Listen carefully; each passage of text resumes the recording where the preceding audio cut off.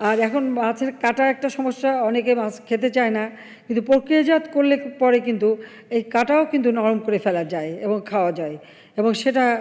খুব বেশি কঠিন না, এমনকি ঘরে ঘরেও করতে পারেন। আপনারা যদি প্রেশার কুকারে মাছ 1 ঘন্টা 10 মিনিট সিদ্ধ করেন, মাছের কিন্তু কাটা নরম হয়ে যায়, মাছ মাছের মতনই থাকবে কিন্তু কাটা নরম হয়ে যাবে, এবং আপনারা সেটা বাচ্চাদেরও খাওয়াতে পারবেন, এতে কোনো অসুবিধা হয় না। কাজে আমরা কিন্তু এটা করি, একটু রেসিপিও দিয়ে দিলাম সাথে, যাতে আপনাদের ঘরে কাটার সমস্যাটা না থাকে। কারণ বিশেষ করে ইলিশ মাছ একটু বেশি সময় লাগে, সমুদ্রের মাছ, আর অন্য মাছ আরও কম সময় হয়ে যায়। তো আর আমি বলছি এটা যে এটা হলো ঘরে, কিন্তু আমরা কিন্তু এই ধরনের ইন্ডাস্ট্রি যদি তৈরি করি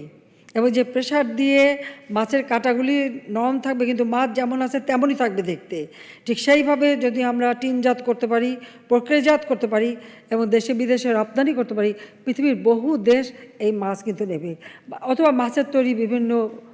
পণ্য আমরা তৈরি করে রপ্তানি করতে পারবো। কাজে আমি মনে করি যে আমাদের নতুন প্রজন্ম তারা আরও এগিয়ে আসবে, তাদের কর্মসংস্থান যেমন হবে, দেশে বেকারত্ব দূর হবে, আর সেই সাথে সাথে দেশও রপ্তানিযোগ্য পণ্য পাবে, আর দেশের আভ্যন্তরীণ চাহিদাও মিটবে।